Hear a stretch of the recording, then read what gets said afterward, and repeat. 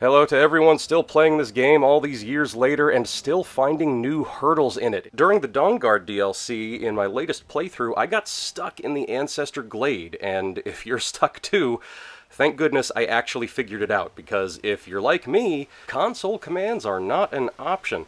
And if you're like me, you don't like magic users as followers, so you didn't just by default have Serana following you. Well, you gotta go talk to her, and lo and behold, she's all the way back there down that path behind the closed gate that does not have an option to open it, and you can't break it, and she's around the corner, so you can't even try to shout at her or anything. Well, of course, you'll be attacked after reading the Elder Scroll, also from behind the gate, by whoever your enemy is in this playthrough. And man, I tried everything. I tried attacking Serana.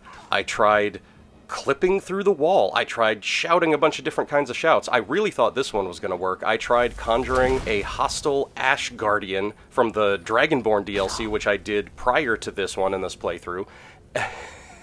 Nope. Serana notices it, and then just runs away.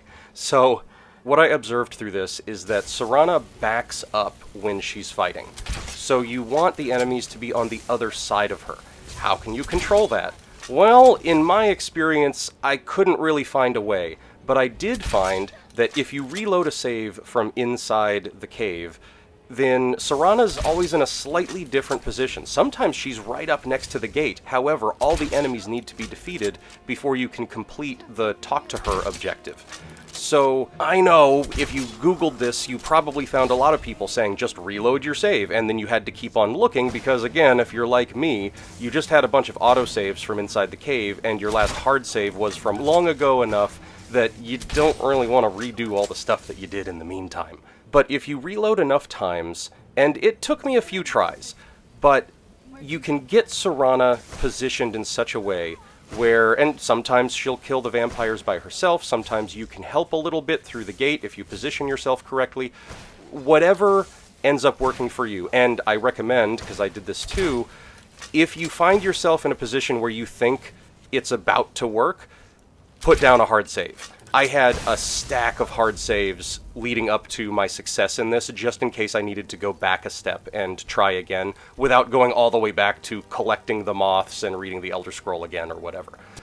But I ended up in a situation where Serana did finally kill the last vampire or deathhound or whatever enemy it ended up being, in around closer to the center of the cave, but then she actually, instead of walking back to the center of the cave, she walked back to me, back to the gate, and finally just close enough that I could talk to her, and the gate opened. Thank goodness. So, mission solved. Hopefully this works for you too. Oh, by the way, and before you leave, for you loot hounds like me, there is a coin purse hidden behind a tree next to the gate, and if you follow this path behind the waterfall, there's a ruby and a useless little helmet that you can either sell or ignore like I did. And you get on to enjoying the rest of the DLC. And while you're here, I do have some funny moments Skyrim videos that you might enjoy. It's a bit of a different type of video, but hey, I'll try plugging it anyway. Here's a little sample.